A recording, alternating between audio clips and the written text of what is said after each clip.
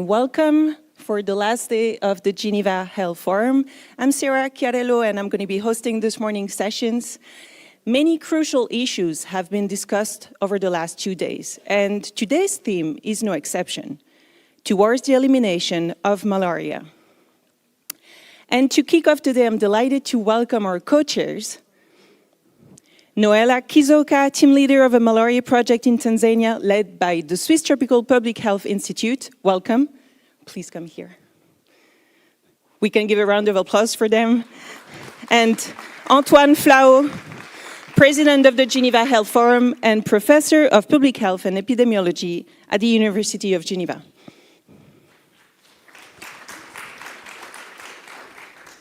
Thank you. Good morning to you all. We are excited to have you here today.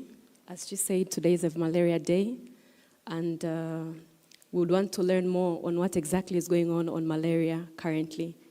There have been so much efforts that have been put in place for a number of years on malaria, but we still have it as a challenge. So today we are sparing our day to just look exactly into what is it that are the new tools that are available for countries to implement, the challenges that we have, the experiences from the field, and so on. So we brought together different experts from different fields, and I'd like to welcome Antoine to proceed and introduce them. Thank you. Yes, thank you so much, Noella, and good morning, everyone. Yes, it's very important to have this Malaria Day towards elimination of malaria. Is it an utopia? Is it a scandal? That is the question. I mean, we have succeeded to eradicate collectively smallpox. We are not succeeding together to eliminate from everywhere in the world cholera, malaria. These diseases are the diseases of extreme poverty, a bit like smallpox was when in 1958 the Russian delegation at WHO asked to the world community to eradicate smallpox to WHO, and WHO took the lead and succeeded to do it. Why not? Why aren't we terminating the job? That is the question of today. So we are yes, highly expecting from this day to discuss with the most prominent experts on these topics, on the various initiatives, the newcomers, which are the vaccines, and their role and their place within this fight against malaria.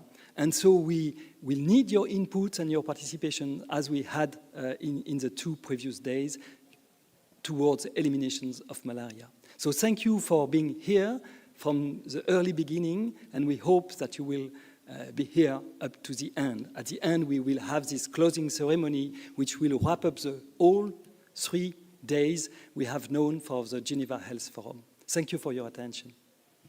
Thank you very much to both of you. Noella Kizoka, I'll let you leave the floor. Professor Flahault, you can take this desk. Thank you very much.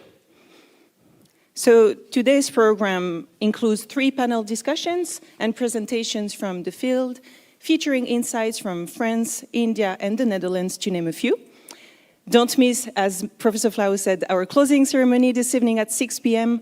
with the Science Speed Talks competition and the presentation of awards for innovative research projects. Now let's get started with our first panel. So Professor Flahault, you will lead the session on understanding the challenges and opportunities in the fight to eliminate malaria. You have the floor. Yes, thank you, Sarah. No, just to say that we need first to set up the stage, and we need to have the best experts of the domain, and we are so lucky. We will have people you will see from WHO, from the Global Fund, from Swiss TPH, from also the pharmaceutical industry, and from the rollback malaria. So we have here the most prominent experts, among the most prominent experts here, to talk about where we stand with. So what are the different pathways to move towards eliminations of malaria, and I'm eager to hear all of them. So maybe I may call Elran Gasimov from WHO. Is the head of the Elimination Unit of the Global Malaria Program. Good morning, Elran. We can applaud him.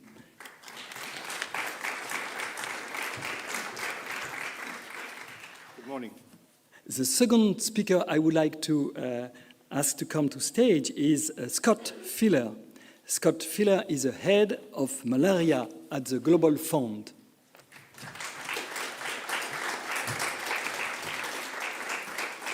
Our third speaker is Jutta Reinhardt-Rupp. You can please come on to stage. And Jutta is the head of the Merck Global Health Institute. So you run an institute which has the same name as at the University of Geneva. And you work for Merck, the pharma group, and you are also here as a representative of IFPMA, which is the global associations of the medical product manufacturers. We are also very pleased to welcome Manuel Etzel, Professor Etzel from Swiss TPH, my dear colleague.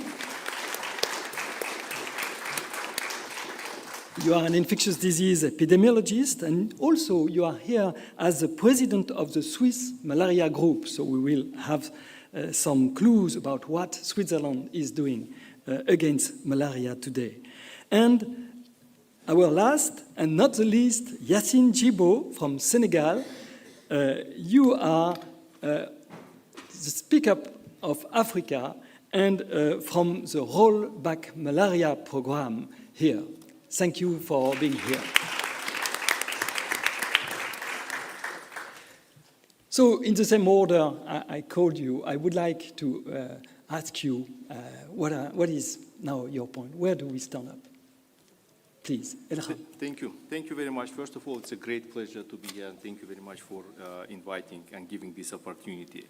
Colleagues, you know that malaria continues to remain one of the global public health challenges, and in 2022 they were estimated at 608,000 deaths and 249 million new infections.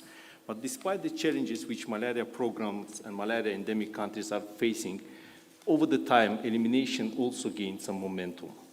And globally, the number of countries which reported fewer than 10,000 cases increased from 27 in 2000 to 46 in 2022. The number of countries which reported fewer than 100 indigenous cases increased from 6 in 2000 to 27 in 2022, and the number of countries which reported fewer than 10 cases increased from 4 in 2000 to 25 in 2022.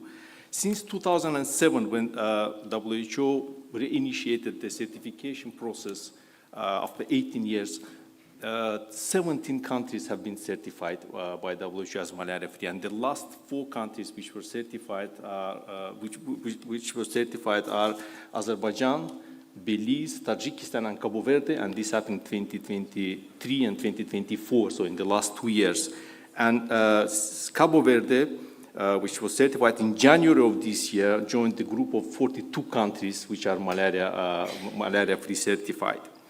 So what is required for countries to reach elimination, to achieve elimination? First, and the most important, is the commitment and ownership and political will. So countries themselves, only countries themselves can commit to eliminate malaria. And if there is no commitment from the country, it is very difficult to reach this goal. Partners, multilateral technical agencies, financial agencies, they just can support that efforts of countries to eliminate malaria. Then there is a need for sufficient budget, very strong program, leadership of the malaria program, skilled human resources which will be implementing the program in the field. Surveillance has to be strong. Maybe a bit more like that. Closer? Okay, thank you. Yeah. Surveillance has to be strong. Full access to all services, malaria-related services, has to be in place. And of course, there should be involvement, engagement, and support of the communities. And when the countries reach particularly the last mile of elimination, the work is not only health related. So it's not only the duty of the Minister of Health. Alone, Minister of Health cannot achieve elimination. So there is a need for coordinated efforts of all players within the country towards this goal. Another very important point is sustainable and predictable funding, because without funding, without sustainable and predictable funding, it is very difficult to plan a step-by-step approach to elimination of malaria. So also we saw from the experience that in many countries, malaria elimination was achieved using the tools which are available now.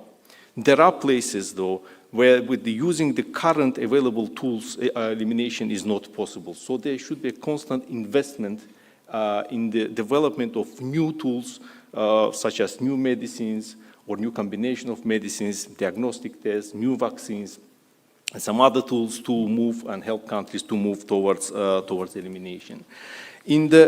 Just to say that in 2022, WHO released the recommendations for countries in the final phase of elimination and prevention of reestablishment, which we call accelerators of elimination, which can help to move forward and accelerate elimination in countries. And these recommendations can be grouped, these strategies which were recommended can be grouped in three categories. So these mass strategies, which is mass drug administration, targeted strategies, targeted drug administration, and reactive strategies, reactive drug administration, reactive testing and treatment, and reactive IRS. So in addition, which is a very also important point, is that health inequities. These health inequities affect not only high-burden countries, but they also undermining efforts to eliminate malaria in countries. In many low-burden countries, disease is concentrated among the hard-to-reach populations, among migrants, refugees, or indigenous populations. So reaching, engaging, and empowering these vulnerable groups with targeted, gender-responsive, and culturally sensitive interventions is really very important to achieve elimination. But there is another issue. So achieving elimination is not the end of the fight, because because of the continuous importation, there is a risk of reestablishment. So the political commitment, will, and vigilance of the system has to be in place to prevent reestablishment of malaria in areas where it has been eliminated. And the last point I would like to mention, that WHO encourages all countries, regardless where they lie under this transmission continuum and transmission spectrum, to move towards malaria elimination and accelerate elimination. Thank you. Thank you very much, Elhan, for the point of view from WHO. And now it's a good transition to go to the Global Fund, and so for the financial sustainability and how the Global Fund can consider that. Thanks for that. Thank you for that kind introduction. Is this working okay? It's okay. So, hi everybody. I'm Scott Filler, the head of malaria at the Global Fund. And we really appreciate the Global Health Forum, including the Global Fund, in this important discourse. As you know, the Global Fund is based right up the street at the Global Health Campus, and really is housed in Switzerland under specific conditions for our international organization to participate and work here. And so we really appreciate the hosting of Switzerland and the participation in the forum today. I'd like to build on Dr. Gasimow's statement about the Global Fund being the engine behind the predictable and sustainable financing for these programs. That's the motivation for the Global Fund. And as we moved into our funding model where we currently allocate resources, we try to ensure that countries have that vision of resources for the long term. So regardless of where they fit on the transmission spectrum, they can continue to control malaria on the path to elimination. But the real question comes up asking about elimination on the path to eradication. And I'm going to borrow from some words of a Lancet Commission on Eradication that was written about 5 years ago, and say that malaria eradication is ambitious, achievable, and ultimately incredibly necessary. So why is it ambitious? Well, we heard a lot of examples of the struggles to control malaria on the path to elimination. But we see it's so exciting to see countries with Global Fund support, without Global Fund support, really get over the finish line, achieve elimination, and start to embark on the path of prevention of reestablishment. We look to those shining examples, like Sri Lanka years past, recently Cabo Verde, as examples that it is possible to achieve. So, like I said, is this achievable? Well, WHO really articulated some of the key elements that are necessary for a program to get to elimination and prevent reestablishment. Of course, there's financing. We discussed financing, and we see the role of the Global Fund to it's our goal to really attack malaria in its deepest wells, where it's most entrenched, where deaths are so high, but also all the way along the spectrum, just take global to shrink the map and fund those countries, ensure they have the resource to achieve it. But there's so many pieces that needs to be in place beyond financing, necessary but not sufficient. And particularly the political will and the leadership to drive towards zero is so important. And this becomes even more relevant when you reach the elimination phase, because there are less cases and it's less of a public health problem. And so people tend to take their eye off the ball when they get towards the end of the discussion. And we're here today to really re-emphasize how critical it is that you need to get over the finish line and to get to reestablishment. And that gets to the necessary. Why is this necessary?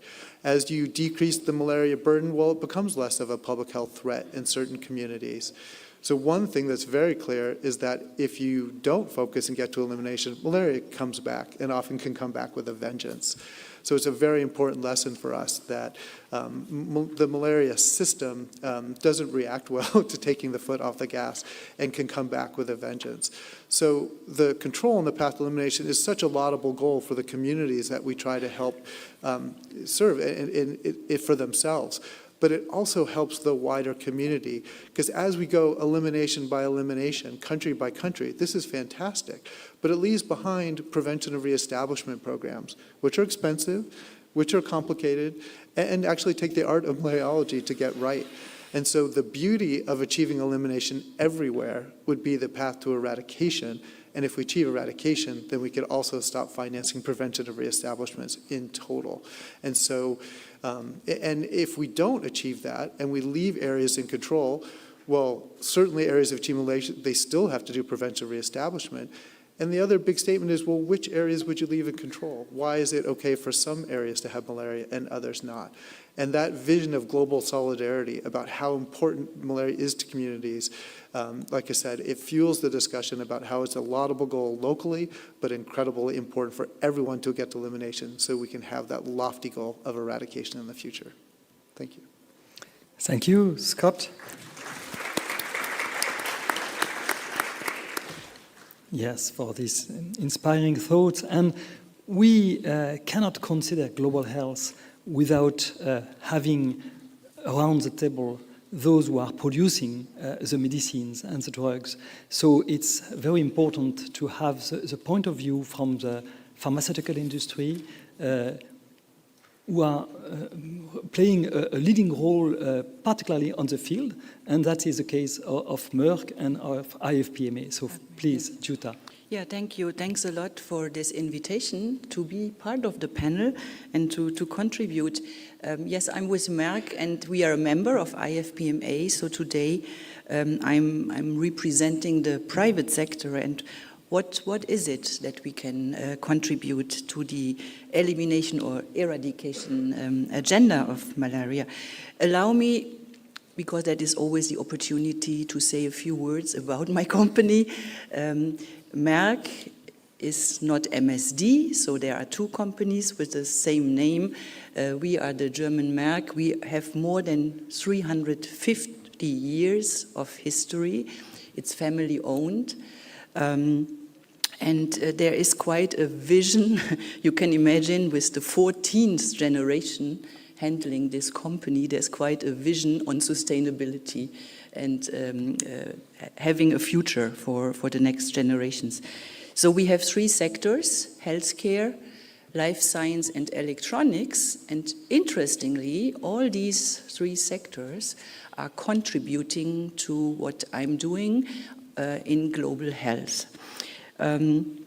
We have a sustainability strategy that has really a focus on health equity, because we are fully aware that we have 2 billion people at least that do not have adequate access to health. So in global health at Merck, we are committed to address challenges that affect these many millions of people around the world, and we would like to contribute to improve health of these underserved populations, especially in low and middle income countries. We have quite an expertise in science and technology, and whatever we do and whatever I give you as examples right now, it is done in partnerships. So nothing is done by us as standalone. That's simply not possible.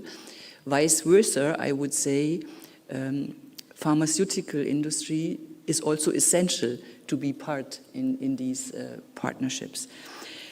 So when it comes to malaria at Merck, there are several interesting aspects, let's say. One is that we invest in research and development of new drugs. I think it's very obvious. I guess many of you are experts in the field of malaria. We have challenges on the resistance side. So we are investing in a new combination that is not artemisinin-based, that has a different mode of action. We have to go through preclinical, clinical development. Currently, we are in phase 2, clinical phase 2. And this is a partnership, of course, because we do not have the expertise of the disease in the countries. So we have countries, clinical sites in 5 different African countries. We are in a bigger partnership in a consortium called PAM-Africa, led by MMV here in the room. We look to develop this combination for treatment, but also for prevention. And our genuine interest is in most vulnerable populations, and we may talk about those later. So that's pregnant women and children. So that is one aspect. We developed, just for scientists in the room, on the preclinical side, we developed a new 3D culture-based hepatic cell model. Such a cellular model, by the way, is replacing quite some animal experiments, which is also a topic for us, right? We need to reduce animal experiments. So we have a very nice screening tool, liver-based. One more example. On the malaria side, I said we have 3 sectors: healthcare, electronics, life science. So when I looked into our assets in the company, I discovered something that is a repellent. So you may ask, why do we need still a repellent? We have repellents. When you look at the existing repellents, they cannot be really used for very young children and pregnant women. We have a repellent, so to say, ready to go and already on the market for other diseases and mosquitoes, but we never tested it for Anopheles. So we started a collaboration in Ghana to look into this repellent and how it works against Anopheles. We have promising data.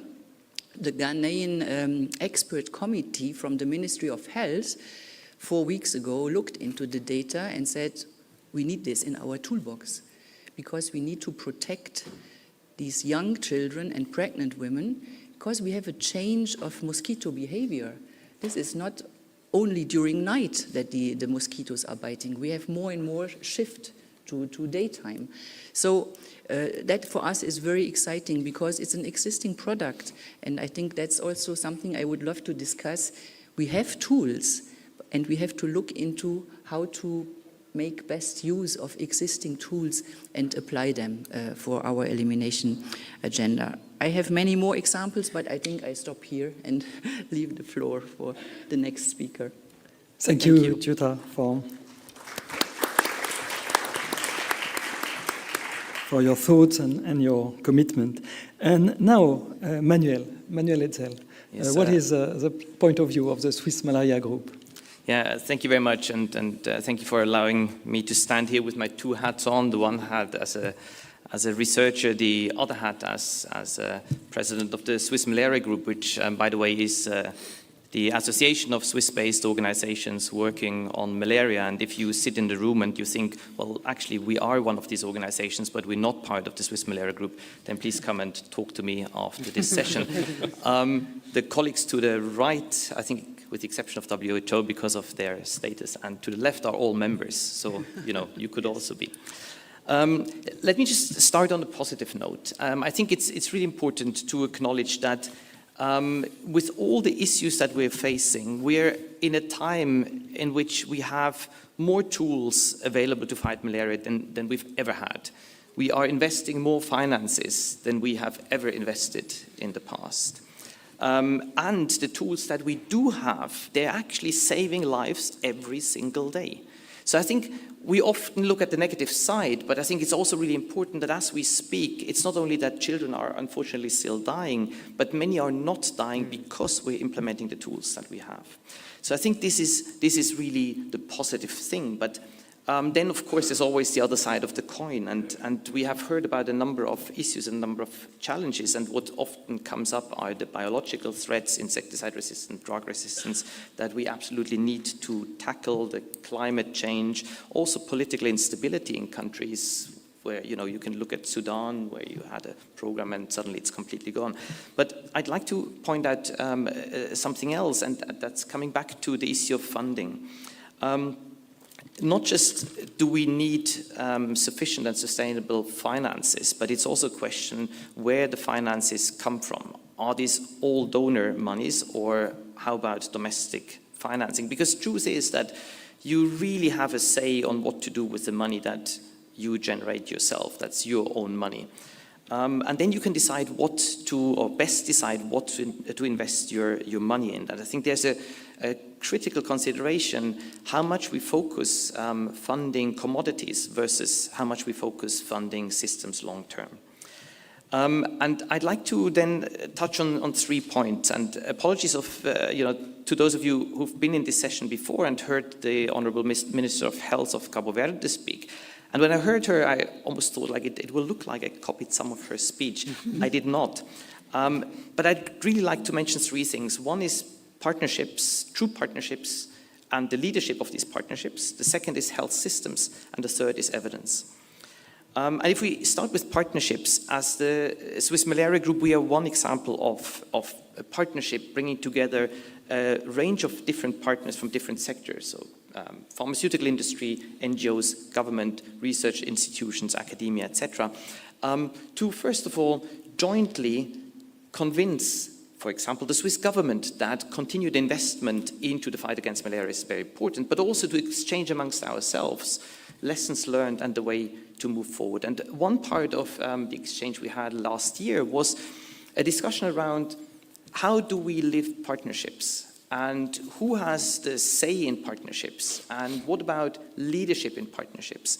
And I think partnership may mean many different things for different people, and somehow I would like to have the discussion of partnership, maybe not so much in Geneva, but actually in malaria endemic countries, with a panel where maybe we are sitting in the audience and the leaders of malaria endemic countries are standing here and talking to us what they think partnerships should look like.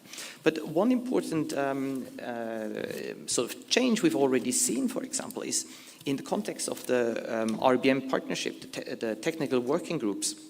A lot of the discussions that bring together programs, policymakers, the North and the South, these discussions are now happening in Africa. They're happening in the South where the actual problem is. And I think this is an important move, because I think without local leadership, without local political commitment, it's going to be very hard. Part of this is essential because some of the issues we need to tackle are the questions: how do we really make best use of the commodities, of the products that we need to develop, that we need to innovate in order to really make a change on the ground. And this links to the health systems. And you cannot change health systems from outside, but it has to happen from inside. And just one little point maybe for us to picture that if we live in Switzerland, most malaria endemic African countries have overall per person less health workers than we have specialized doctors in Switzerland. So, you're talking about less than 1 doctor per 1,000 people, which is really a situation that has not necessarily changed very much over the last decades, particularly if we look at remote rural areas, and this is where the real problem is. Now, how did some of the countries that recently or a little bit less recently eliminated malaria, how did they achieve that? Well, one aspect was ensuring that malaria patients are not, people are not only protected from malaria, but also treatment was available very quickly, and essentially access to care was available for everyone quickly. So also in remote areas. And I think this is really an essential job of the health system to achieve that. But for this, we need to invest in the health system. And an important part of the health system is, of course, that we have the evidence to then target and tailor interventions. And that's my third point.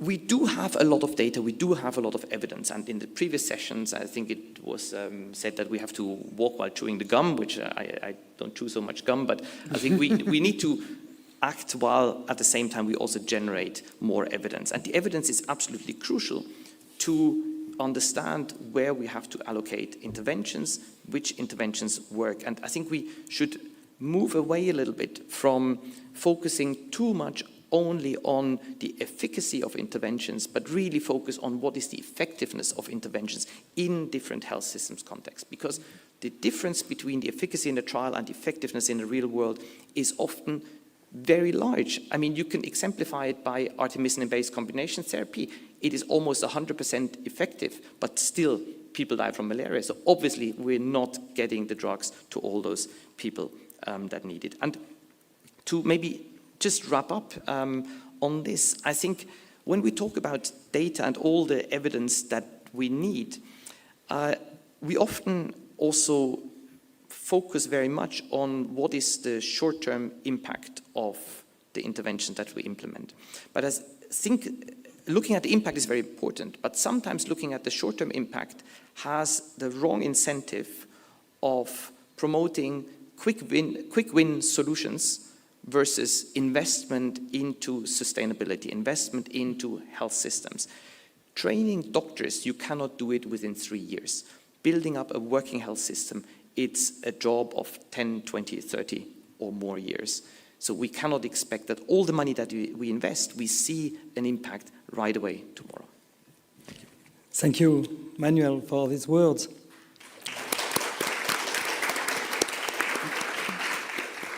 And now, Yassine, so we have heard about the need for the commitment of politicians, but also the community engagement. And you work in Senegal, you work for Rollback Malaria. So what is the voice of Africa?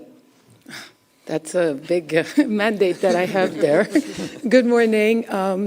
My name is Yassine Djibo, as was mentioned. I'm the Executive Director of Speak Up Africa.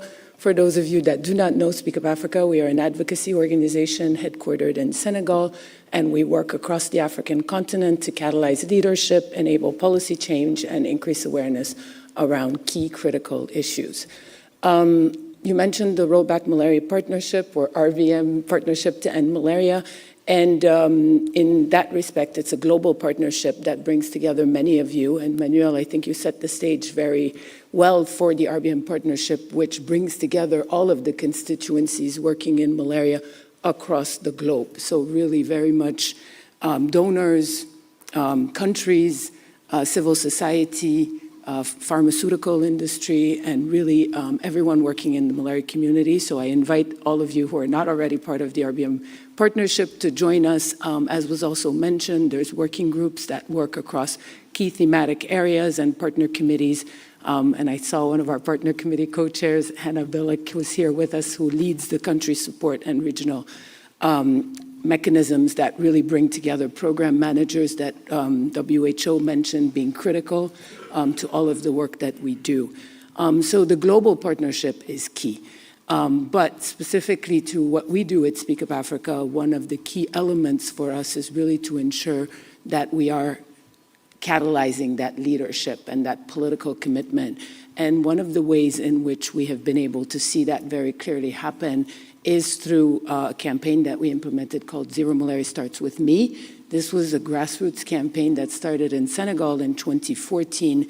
And the idea behind that campaign was very much that each and every one of us has a specific role to play in the elimination of malaria, whether it's the mother in her community, making sure her children are sleeping under bed nets, or if it's the political leading, prioritizing and funding malaria, or those of us working in the sector to really be able to come together.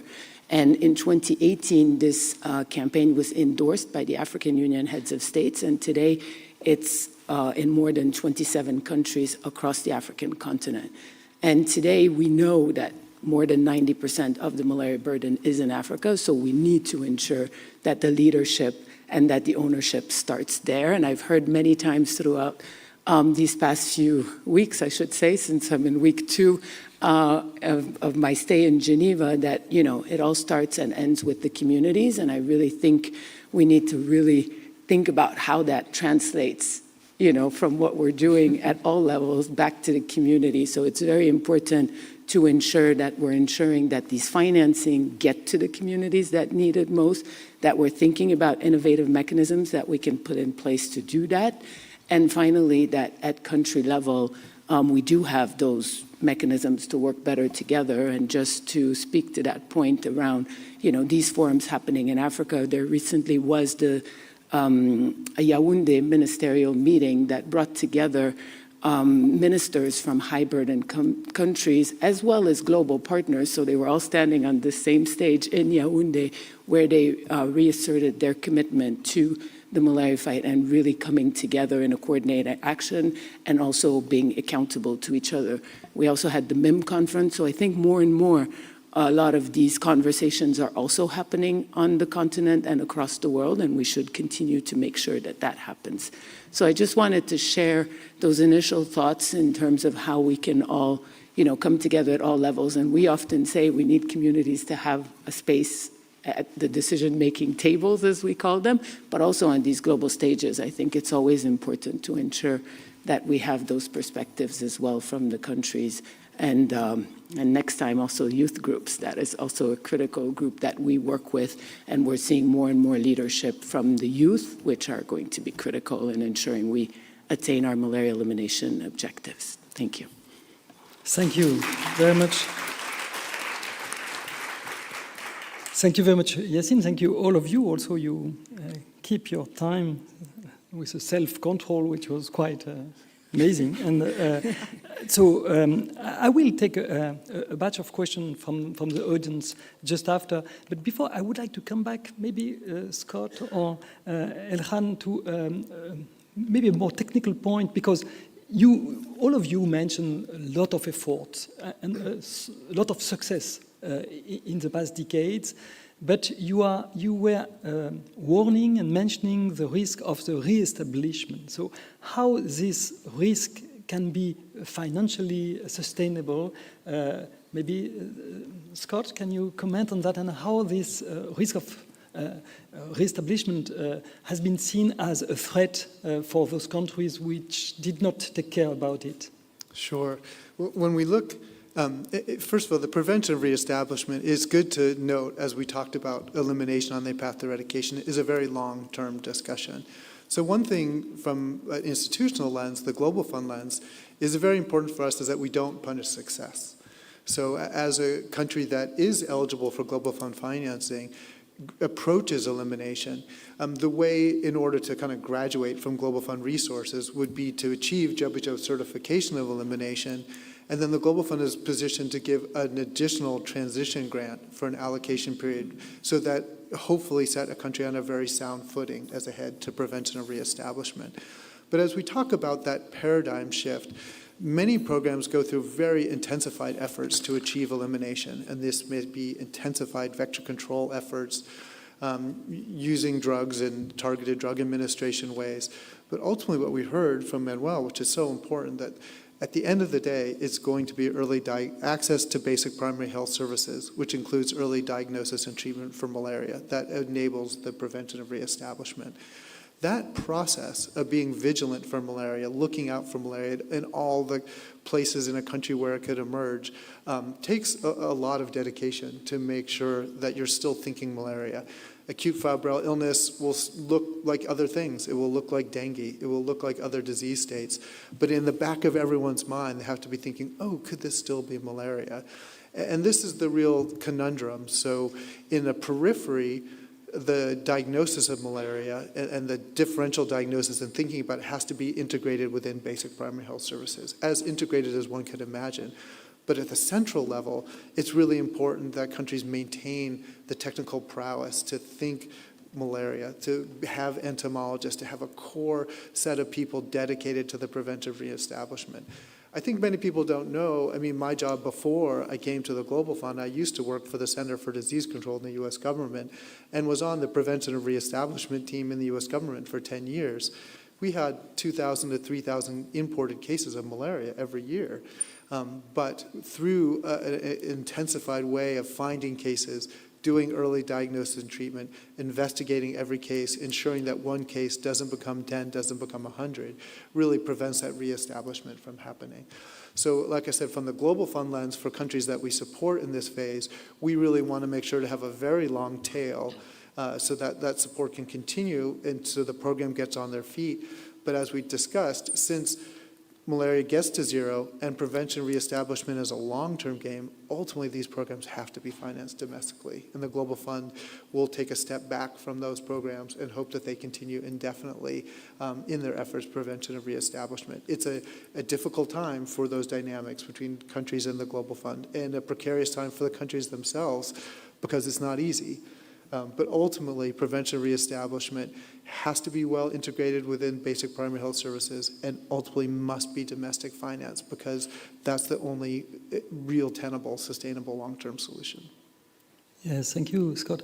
And Yassine, I have a question to the field actors regarding the vaccines. We did not mention a lot during this session the vaccine as a newcomer.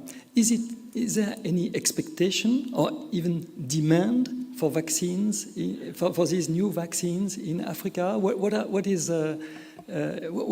you say the situation is? And I know that WHO is promoting vaccine as a tool in the toolbox, so maybe you will both comment on it. So, Yassine?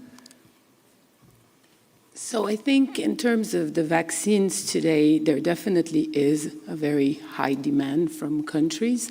I think, we have seen today that, we've recently had vaccine introductions in new countries, and that has been very well received. I do think, as you mentioned, it does have to be part of the toolbox, and we really need to ensure that in our communications and all of the work that we're doing at country levels, that is well understood, and that we will be able to prioritize, countries that will be having the vaccines introduced in the countries.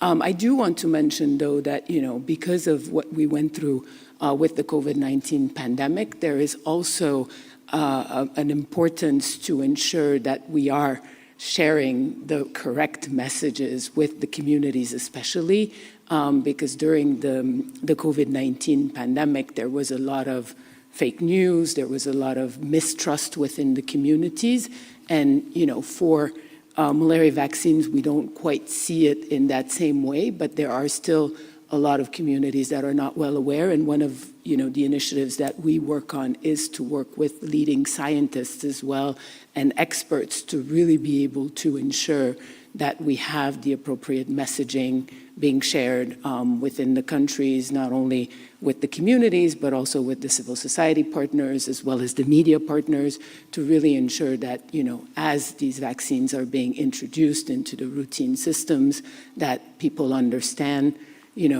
what they are there for, who they are there for, and why they are being introduced. And of course, also in terms of the demand, being able to manage that as well, because we do have that challenge right now in terms of the vaccines that are available versus the demand that we currently have. Yes, thank you. And what about WHO position? Thank you very much. But if I may, I would like to add a couple of words on prevention of re-establishment to what Dr. Scott-Filler mentioned, which I fully agree with. And I would like to say that the threat of re-establishment is real. And this happened recently in Europe. In the middle of Europe, there was indigenous cases in Greece, more than 40 cases in 2009, 2011, and it was linked to migration. And so that shows that reducing the vigilance and lowering the commitment can lead to re-established malaria. And then it took much more efforts and much more resources to stop this outbreak, to bring it back. And so now this example shows that we have to continue working until malaria is eradicated globally. And maybe one more point to add about strengthening health system. I remember before joining headquarters, I used to work in the WHO regional office for Europe also on malaria and entities. And then 10 countries of WHO European region, they signed Ashgabat statement preventing of re-establishment of malaria transmission in WHO European region. And the first point which the ministers committed is to continue investing in health system development to prevent the establishment of malaria. So these points are really important. It is important to maintain that core capacity at the national and regional level to detect cases, as Dr. Scott-Filler mentioned. And there are generations which never seen real parasite, never detected it, so they just miss that parasite. Now, regarding vaccines, maybe also just a couple of words to add that, so you know that there is a second vaccine, R21 now, which was pre-qualified by WHO last year in December, and there is a high demand. And they hope that with the introduction of the second vaccine and the production capacity will increase, so that we'll be able to meet the demand of countries. But there are more and more countries that are planning to introduce vaccines. And regarding the vaccine hesitancy, Yassine mentioned, you are aware, of course, yes, of it. And do you think WHO will take actions regarding that? Yeah, vaccine hesitancy is not unique for malaria vaccine. So we know it and we see it for many vaccines, and even in the Europe where we see that there is a lot of activities about the measles vaccination, etc. So this is a problem. Yes, WHO is trying to formulate and write messages to reach the people and reach the population, so that we can overcome that vaccine hesitancy. Yeah. Hopefully it will happen. Yeah. Thank you. I don't know if. Jetta, you want to? Yeah, I was in Kigali at the MIM conference, and I was really interested to learn about the vaccines, the rollout. I think it's really a breakthrough, but it has to be clear, it's one tool in the toolbox. So we have also to manage expectations. It's not one vaccine is going to eliminate malaria. So what is really important is that we understand we all need to work on this toolbox and see, what can we add, what is most needed, where is the next challenge coming, and we heard resistance, climate change. There are, of course, a lot of challenges, and we need together see what these tools that we have and the new ones that we need, how to use them in the best sense. Yeah. And Manuel, regarding the toolbox, would you see some similarities with the fight against cholera and the fight against malaria, meaning the vaccines is not the unique solutions, but playing a role? I mean, I'm not a cholera specialist, but I mean, I totally agree that on the one hand, the vaccine is an amazing additional tool. And again, I think just the fact that after so many years of trying, we now do have two vaccines that at least have a reasonable efficacy. I mean, it's really a major, major step. But again, I think we have to be aware that in the high burden malaria countries, routine childhood vaccination coverage is somewhere between 40 and 60%. So we're probably not going to expect a malaria vaccine to be given to 80% of the children, because the system might not be able yet to deliver that. And I'd just like to give you another brief example from a large-scale study we completed recently. And that was about pre-referral treatment for severe malaria. And the idea is that if you give pre-referral treatment at the community level, and in that case it was a suppository, it doesn't matter so much, that this increases the survival chance of a severely sick child. In the end, in our study, we found it did not make a big difference if you gave pre-referral treatment. Why? Because few children were actually really referred. And when they were referred at the hospital, when they arrived there, very often they were not given the proper treatment. We worked in Nigeria in a regional hospital, or what they call cottage hospital, that serves maybe 200,000 people. And for several months, there was not a single doctor. So this is not something malaria specific. And I think, Scott, you also alluded to that. It's the care generally for sick children, for sick people, that needs to be available. And if we manage to strengthen the system in a way that it can provide care to currently underserved areas, we also probably prevent a little bit the issue that once malaria really goes down, that then suddenly people who had something to do have nothing else to do, and it starts becoming a little bit of a conflict. So we need a system for comprehensive care. So with the vaccine, of course, as an additional tool in the toolbox. Thank you, Manuel. Elhan, you wanted to add something? Just to clarify that Yeah. most vaccines which are available now are for reduction of mortality and morbidity. It is not for interruption of transmission. Thank you. Maybe we may open the questions to the audience. So please, if you have any questions to the panelists, just briefly introduce yourself and take the microphone. Hello. Yeah. Good morning. My name is Christian Lengler. I'm with Swiss TPH. I just want to remind ourselves of one very important basic fact, is malaria is not like other infectious diseases. It's so much more transmissible. And the comparison with smallpox is not a good one, because the R0 of smallpox is anywhere between 3 and 5. Corona was 3, 4. Malaria is 100. It's not the same ball game, and it has this incredible public health importance, but it's also so transmissible that it's a totally different animal. And so my question is to both Manuel and Scott, how are we going to break that R0 of 100? Because it's an incredibly high challenge. There is no other infectious disease that is anywhere near that. Manuel, would you like to react? Well, I think if I knew the answer, we wouldn't be here. So glad I don't know it, so we can all be here together. But I mean, I think the one of the obvious considerations is that you cannot only have one single tool. I mean, you have to look at the overall life cycle of the mosquito, of the parasite, and try to attack that at as many different places as possible. We have the malaria reservoir, the parasite reservoir in the human, so you need to do something about that reservoir. We have the mosquitoes and the parasites in the mosquitoes, so you need to ideally do something against the proliferation of the mosquitoes, the abundance of the mosquitoes, and the chance for these mosquitoes to get infected, which happens when a mosquito bites a human. So I think the only solution is really that we apply a multitude of different and ideally complementary tools. And yeah, in that sense, again, I mean, it's essential that we do increase our toolbox. That's why innovation is really key. But also we need to make sure that these new tools actually get to the people who need it. Scott? Yeah, thanks, Christian. Very, obviously, it's a super challenging question, understanding the basic reproductive rate of malaria and how it's such a different disease.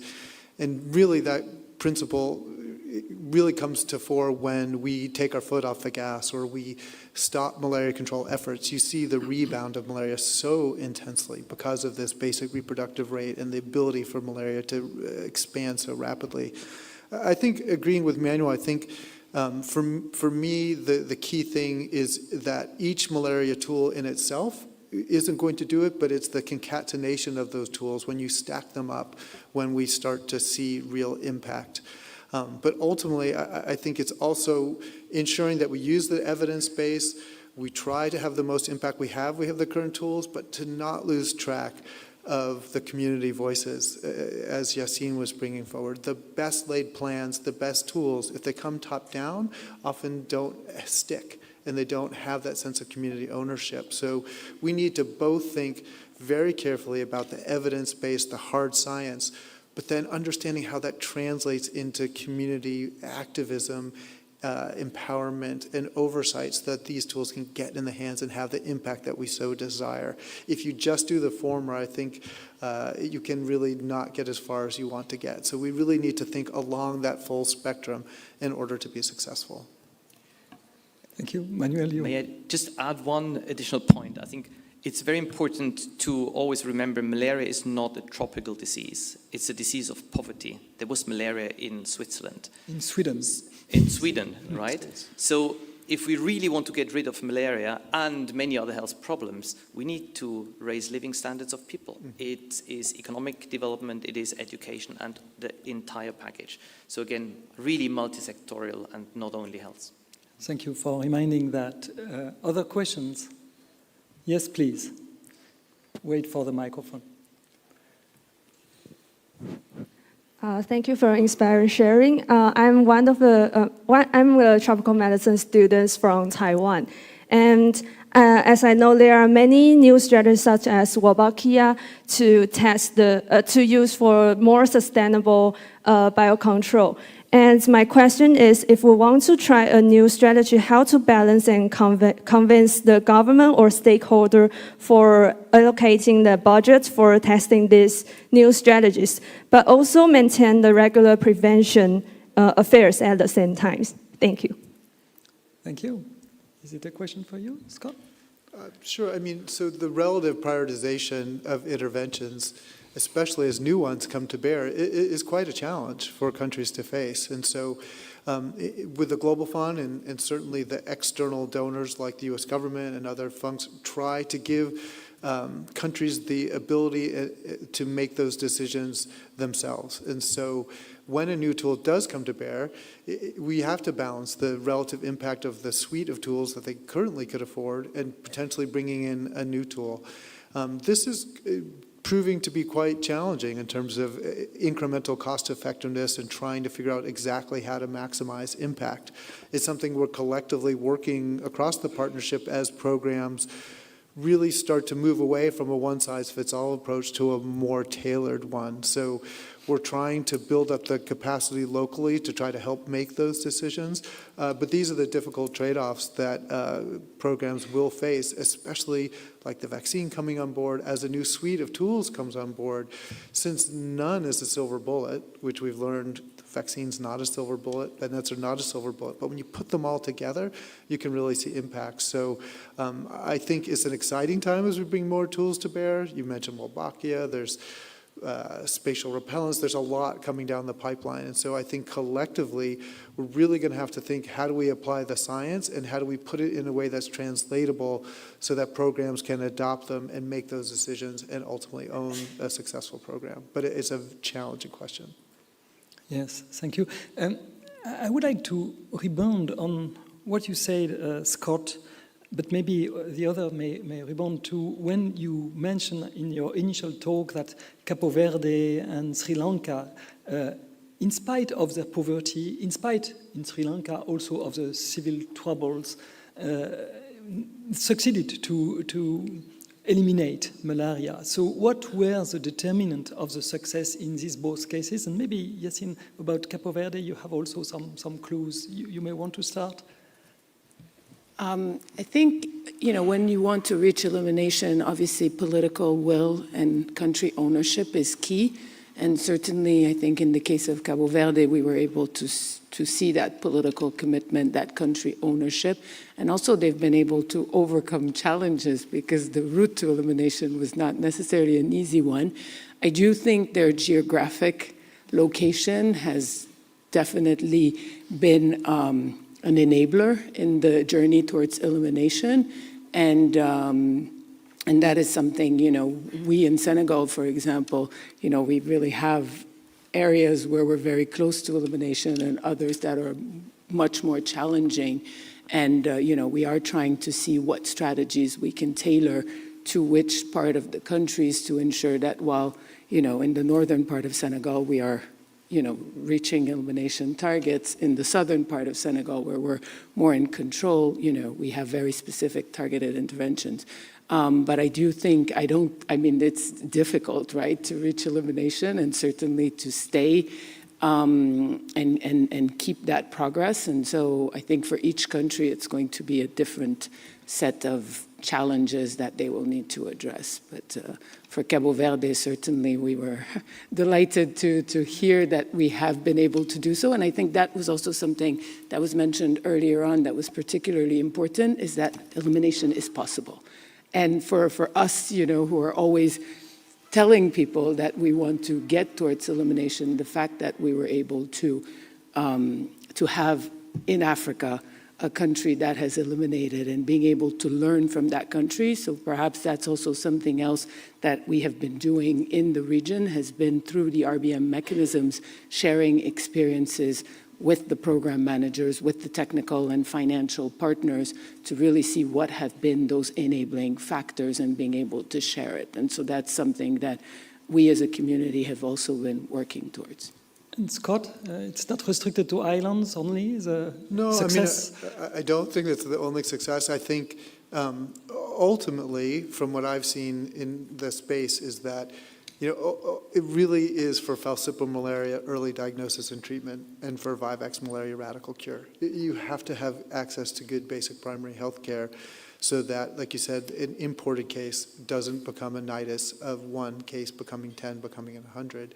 And I think the Sri Lanka example is really useful when we look back over that time period, because Sri Lanka was able to provide access to basic primary health services despite civil conflict, as well as in that phase towards the end is using vector control in a very targeted way.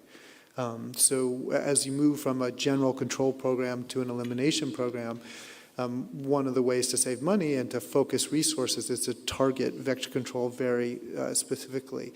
And one thing particularly the Sri Lankan government was able to do was provide vector control to very contentious areas geopolitically at the time during the Civil War. And despite the war, they provided bed nets to hotspot areas to dampen the effect of disease. So it was quite an interesting lesson in civil conflict and how malaria traces that and how you can overcome it with the right political will. But ultimately, I said it's a very targeted program. It's a focal one, very much integrated in the periphery with a central core of malariologists who pay attention to prevention and reestablishment. But it's the vigilance in the periphery to always in the back of your mind be thinking of malaria and to be able to provide that patient that does become positive with malaria for treatment, so that if they're falciparum, they no longer become infectious, and if they have Vivax, you can break the relapsing cycle. Yes. I remember I had a conversation with the Minister of Health in Sri Lanka, and she added one point. She told me woman empowerment. She told me, you know, in Sri Lanka, we give the power of prevention to the woman, as in many countries, but particularly in Sri Lanka, it is successful. Although it's good also to give the power of prevention to men. They forget that a lot. You wanted to add something? Yes, maybe also a couple of words about certification, elimination in Cabo Verde. In addition to what was mentioned, I think there are a few points also which were very important and determinant of elimination of malaria in Cabo Verde. Is first of all, of course, a strong health system, and also very strong partnership and coordination within the country between different sectors, such as tourism, such as border control, the control at the points of entry. So that was really very important determinant of reaching this elimination. And this collaboration continues because tourism plays a very important role in life of Cabo Verde. I would like also to say that a few months ago, we published a book on experience of Sri Lanka to eliminate malaria and prevent re-establishment. It is called Elimination of Malaria and Prevention of Re-establishment in Sri Lanka. It's one of the series towards malaria-free. And we are now working on documenting what was done in Cabo Verde and what practices was used in Cabo Verde to reach elimination. Excellent. And as Yassine said, probably political will summarize well this coordination between the sectors you mentioned. Yeah. Yes, please, Jutta. I wanted to come back to the colleague who asked about the more biological tools that we could use for vector control. I have to say, I think this is a very interesting approach, but yeah, funding is an issue. We hear this left and right. It's limited. I looked into another disease also for vector control, and what was helping us was to get support from modelers, really predicting what would it mean if you have a mosquito population that develops in that sense or in another sense. And with this data, we were able to make the case to get in funding for this kind of research. Because I think it's a very important part of the whole puzzle. Yes, thank you, Jutta. Innovation, providing it is accessible. Yeah. So, any other questions from the floor? Yes, please. Thank you very much. I'm Francesca, representing Daughters of Charity NGO at the United Nations. I have a base in education, special education, and development studies. I am very interested in the discussion on malaria because I have lived and experienced and suffered from malaria. I have seen our missionary sisters and priests dying from malaria. I have seen people getting some kind of, what do I say, negative impact from medication taken to prevent malaria. For myself, what I have in mind is very basic. And that base is how to encourage people to live in clean and hygienic environments. We can have all the medications, all the vaccines and everything, but if people are still living in areas that are not sanitized, clean, they cannot go against malaria. Everything goes back to the government, the style of governance. What is the policy? What is the priority, for expending the funds that come from the global funds? Because countries do get funds. Countries do get support. How are those funds being used, to work for the people, for the common good? All those are the kind of questions that we have to ask. And the importance of working with the traditional people to get them to understand what it means to live in a basic, clean, hygienic environment. I come to Geneva and I see how perfect the place is. And I say, what kind of a world are we living in? I go back to Nigeria, I am struggling in dirty markets, compounds, water from the gutters not flowing properly. So who is responsible for all this?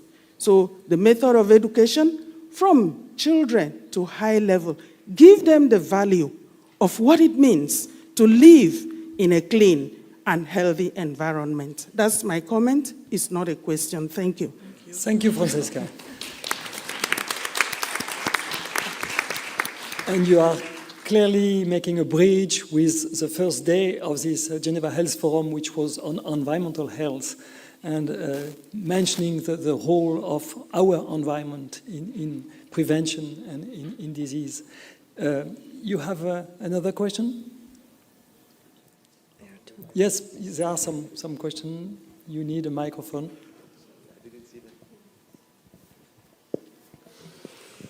Thank you. This is Abhinav from National Institute of Malaria Research, India. I have 2 points. One is, what is the say on non-falciparum and vivax species? Have we started to discussing more on that? And 2 is there a fast-track mechanism to fund innovative tools? I mean, which can bypass the funding calls, because we cannot wait for like 6 months or a year for the next funding call. Thank you for your questions. Who would like to answer? The fast-track innovation, maybe Scott or Elran? About fast-track innovation path? Yeah, sorry, thank you. I was thinking about the second question and not the first. So the first big fight, I think, of the malaria community was falciparum malaria, particularly because it bears the burden of mortality. I think as, you know, in certain areas that have a mix of species, as clearly as you decrease the burden of falciparum malaria, we are seeing a higher percentage of cases being Plasmodium vivax. Plasmodium vivax does present a very unique challenge and very different from falciparum because of the relapsing nature of the disease. There is a very concerted effort to improve the radical cure paradigm, you know, moving away from primaquine, which is either used over 2 weeks or 1 week, and trying to move to a single dose tafenoquine. As many people know, mired in the science, that giving this drug is a little bit difficult because there are certain patients who don't respond well and have a hemolytic crisis. Their red blood cells can burst by giving them this drug. And so we're very hesitant to do that unless we understand them well. So the algorithm of understanding this enzyme deficiency, how to use tafenoquine for radical cure, I still may turn over to WHO, is still in its development. But I think I'm very hopeful that we can hopefully parse this out and continue to push the discussion of radical cure. But it is a unique problem, and it does sometimes point to that we call malaria one disease, whereas vivax and falciparum malaria, being different species, are actually quite different problems to solve.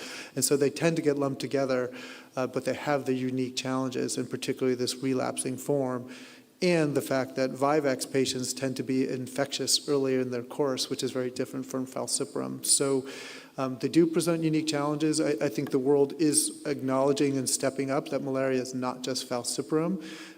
It does, like I said, carry the weight of mortality, but I do think there is going to be even a more and hopeful concerted pressure for, if we're going to achieve malaria elimination, that means all of the malarias for elimination, and that means addressing vivax.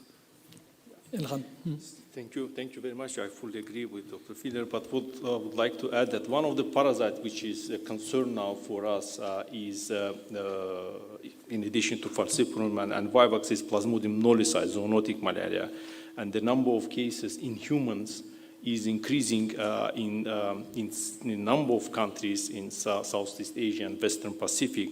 And there are more and more countries already reporting to WHO on these cases. So the evidence as of now shows that though human transmission of zoonotic, particularly P. knowledii malaria, is possible, most of the cases which are happening now in humans are of zoonotic nature, so the monkey vector humans.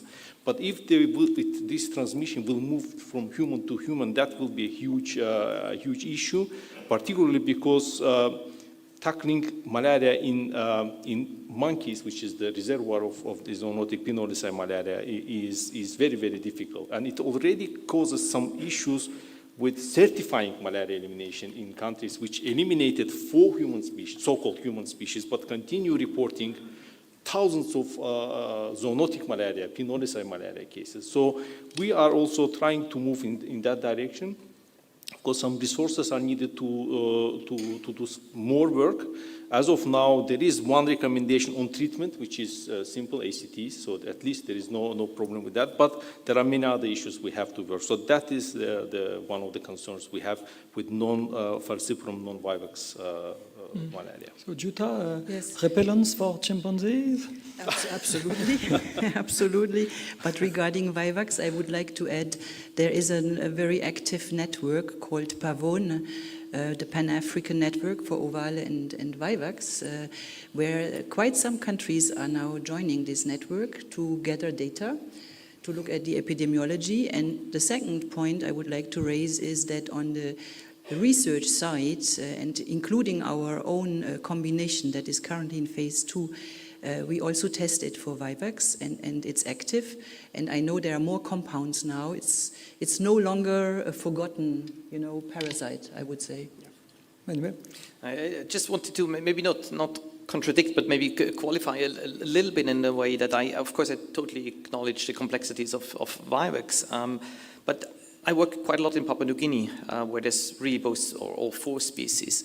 And I think it's also important to acknowledge that P-Vivax also reacts to vector control. If you had episodes of P-Vivax in a place where the chance that you are bitten again by an Anopheles mosquito is very low, your relapses would not matter so much. So again, I think it really depends also very much on the context. And I'm just wondering about one thing to which I cannot speak with any experience, is whether in a country where you got rid of falciparum and you are only left with Vivax, whether programs are still taking the issue as seriously as they were maybe before, when you had falciparum malaria cases with deaths, and with Vivax still severe cases occasionally, but probably less deaths. So maybe that is another aspect why it might be more difficult in the end to get rid of malaria, because maybe it's not seen as such a big deal. Mm-hmm. Thank you. And Yassine, do you want to react on Francesca's comment? Who is responsible of this clean environment in Africa? Is it only education behaviors, or is it more than that for you? I think, as was mentioned earlier on, a multi-sectoral approach is key. So I do think that all of the government as a whole and then the separate ministries each have their responsibilities within this agenda. And certainly, in Senegal, we have the Ministry of Sanitation and Environment that does a lot of this work. But at the end of the day, as she was mentioning, it is the community's role to be engaged citizens and to ensure that we do live in that, safe and environment. So for us, from a malaria perspective and the work we do is really ensuring that we are engaging across sectors and ensuring that within all of the strategies that exist, that we are taking into account that element. Thank you. Yes, take a microphone maybe, if we can bring in so what my second question about the fast-track funding for innovation is left unanswered. Yeah, sorry, I didn't answer your question. So there is a very concerted effort amongst the Global Fund, other bilateral donors, and a lot of partners to make sure that we leave nothing on the table, both in time and space. So historically, we have seen examples where health products came to bear. We probably could have deployed them, but we had a lack of sense of responsibility and accountability across the partners and countries, and certain things lay fallow. So we're very acutely paying attention to that. I'll give an example of that is in the bed net space. We had synergist nets, which complemented the pyrethroid insecticides, and they probably were a better tool, but they were not really adopted for quite some time as we hemmed and hawed about policy and incremental costs, and years passed. So when dual active ingredient insecticide nets came to bear, the chloramphenicol impregnated nets, the Global Fund, in conjunction with partners, really wanted to make sure to get out ahead and get those tools out there in a rapid way. So in fact, we put ourselves at risk and purchased these tools while we were waiting alongside for normative partners to use the evidence base to come up with a standardized plan.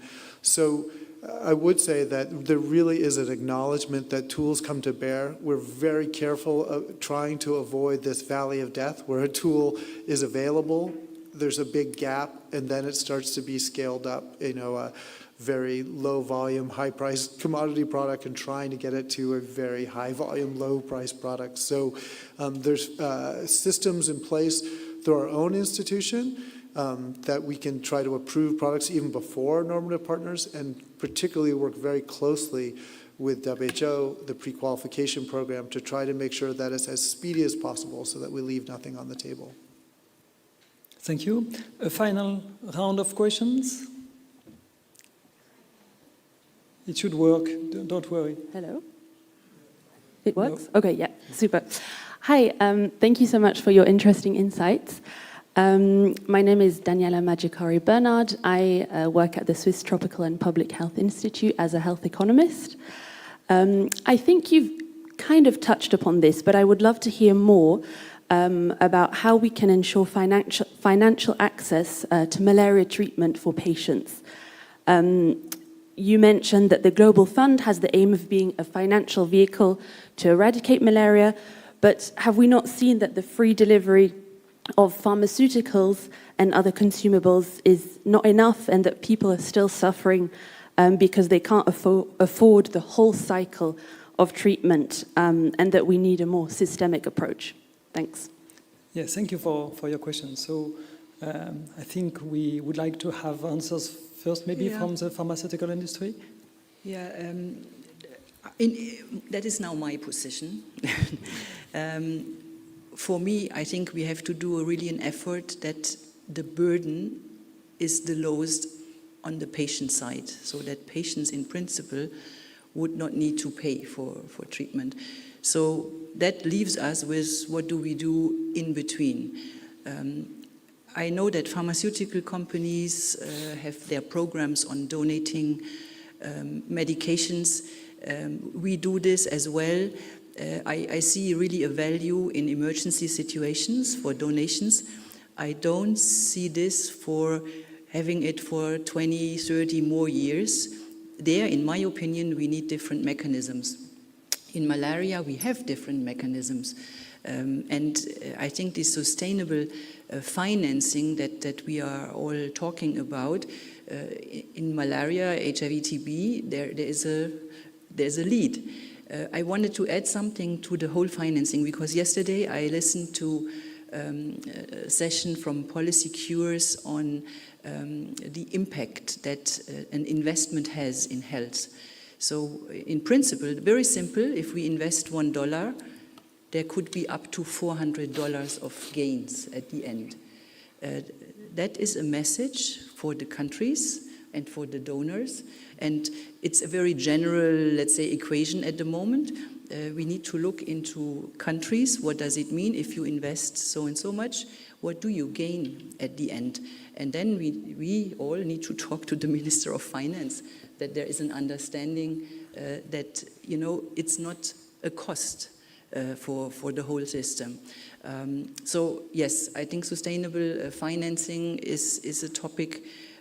You have to comment on it, but from a malaria perspective, I thought you were more advanced than in other diseases. But Jutta, before Scott is saying something about that, do you think pharmaceutical industry does enough in terms of technology transfer to help Africa, for instance, or low-income countries to produce their drugs? I know that, for instance, for the malaria vaccines, it has been developed by Oxford University and produced by the Serum Institute of India, which is a low-cost production. Yeah. But are you favoring that? Are you moving towards that for these essential drugs WHO is labeling? Yes, I would say, of course, it's never enough. But I think we have now really good examples where we do these tech transfers. You gave the example of the malaria vaccine. We are working in another area of schistosomiasis. We do a tech transfer to a Kenyan manufacturer. I think this is now really understood. You know, this dependency on, yes, there is some product coming, maybe not, that has to stop. You need really the capacity in the countries where the diseases are, but you need a sustainable model. Also, the manufacturer is not able to produce it for zero, right? So, of course. But it's understood, and I would say we are at a good start here with some good examples. Scott? But I guess out-of-pocket expenditures is devastating for families and communities. We need to start with that premise, and that's one of the very core reasons why malaria is such a boot on the neck of communities to have economic development, because of this out-of-pocket expenditure and time away from work and focus. So a trite answer to the question is, well, that's also why we significantly want to deploy vector control. We want to decrease the burden of disease for many reasons, but so that communities don't and individuals don't have to experience that out-of-pocket expenditure. We are trying very hard through different networks to provide the case management commodities, and we are somewhat agnostic to sector. That can go through the public sector, go through a private sector schema if the right incentives are there, and parasitologic diagnosis is part of that encounter. That encounter is recorded and reported. So, like I said, the Global Fund tends to be agnostic to sector, but we're very cognizant of this out-of-pocket expenditure being so devastating. So I would just say we are trying to raise the world's money to invest in just these type of things so that individuals will not have to pay for their own treatment. But ultimately, back to the elimination discussion, this is one of the prime reasons why we want to control the disease, is so that people don't have to pay out of pocket. Does that mean they have to go to the public sector for free drugs? Definitely not. The private sector can provide quality services and quality drugs as well. It's just understanding within each country context how to best support that system. Like I said, health insurance schemes, other incentivization structures. But the key thing is trying very hard to make those out-of-pocket expenditures not occur. Thank you, Scott. Yassine?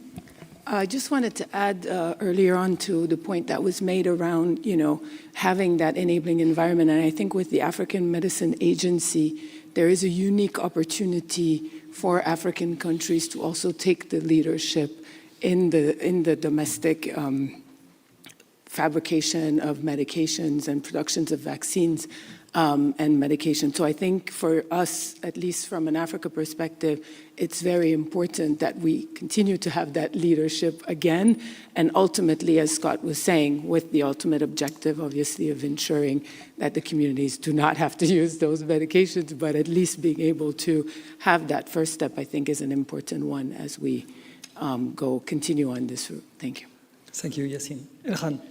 Thank you. So one issue I would like to touch upon is very hard to believe, actually. So many malaria-free countries have difficulties to procure antimalarials for people for treatment of imported case or chemoprophylaxis. And the reason is not the cost, because the demand is not very high. The box of medicine costs like $30, $40.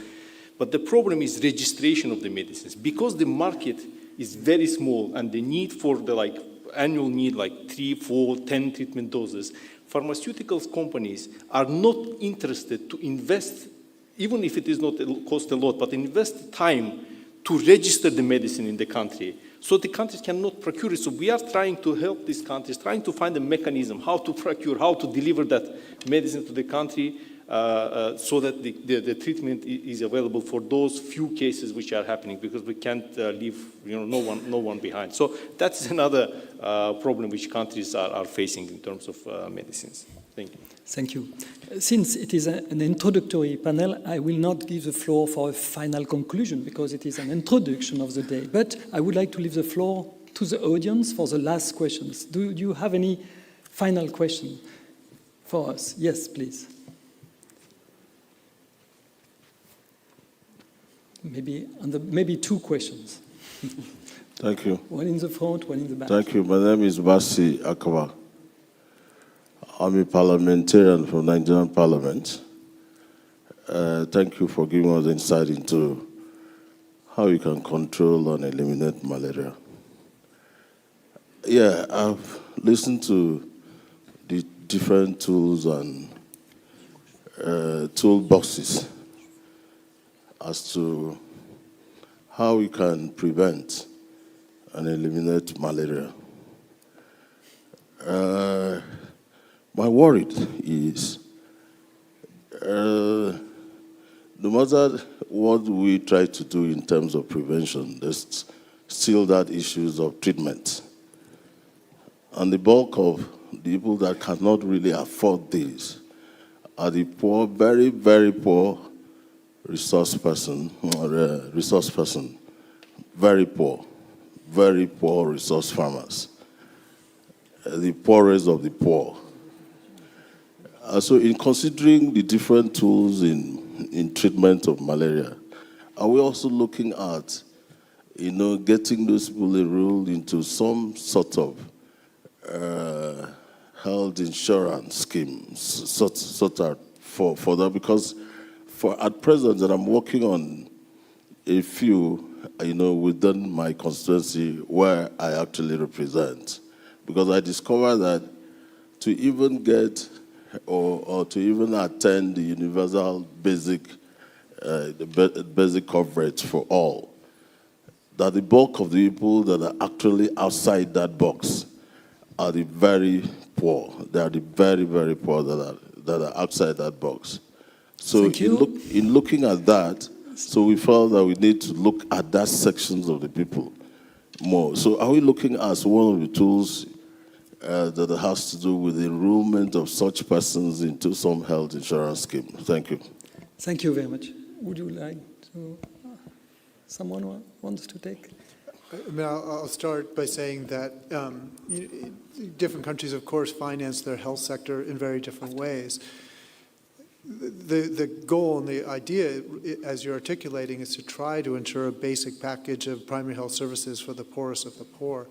Insurance schemes are pooled resources. So if they're insurance schemes where people don't contribute and they're public sector finance, it's hard sometimes to envision how that's really different from the public sector. So as we participate in this discourse, and as hopefully all the boats rise, as we decrease the burden of malaria and alleviate poverty, we are certainly hopeful that a kind of basic package of healthcare is open and amenable for all, and how to finance that will be country-by-country examples. Thank you, Scott. And our Master of Ceremony allowed us for one final question. Thank you. It's on. Just speak. Yeah, thank you very much for the last question opportunity.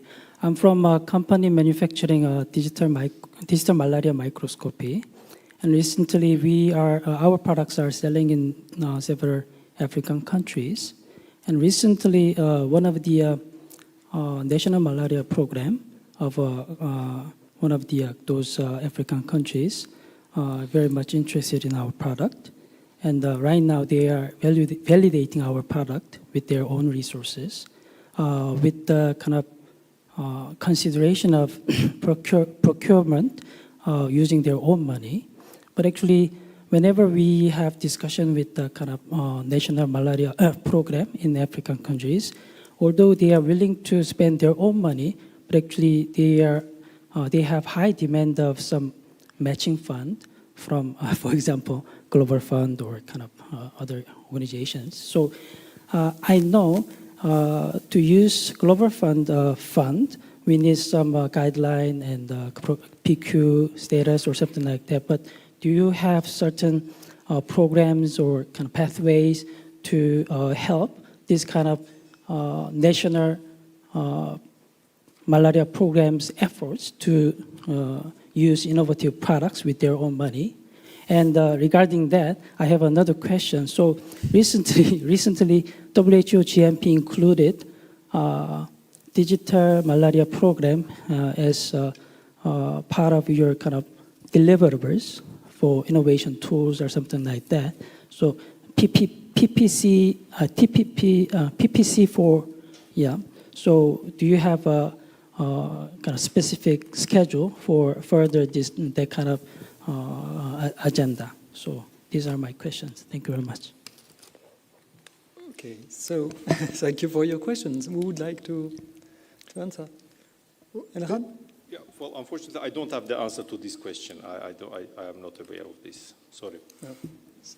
Yeah, I mean, I could say I'm happy to discuss it offline and discuss with you, but I do think it is good to think about why the Global Fund was created primarily for highest burden areas, least ability to self-finance, to fund a core set of tried and true interventions. So while we are a large funding institution, and as I said, we're looking for innovations and the like, it is always in the back of your mind thinking the bulk of our investments go towards things which are pre-qualified, have a WHO normative statement, and countries are asking us to support. So we don't want to leave anything on the table. So we have small bits of money for innovation and creativity that we're trying to fund, but to remember the bulk of money does go to country programs. But if there are interesting issues or new products coming to bear, let's talk about it and make sure that we don't have this gap where it could be very useful but not being deployed. Thank you for all our panelists. It's time to sit down and you to stand up and to have a coffee break, I think. Thank you, Sarah. Thank you all for your contribution. Thank you for being here at the Geneva Health Forum, and thank you for your questions. Let's start the conversation. Let's keep the conversation going during the coffee break. We'll see you back here in 30 minutes, 11:30. Thank you.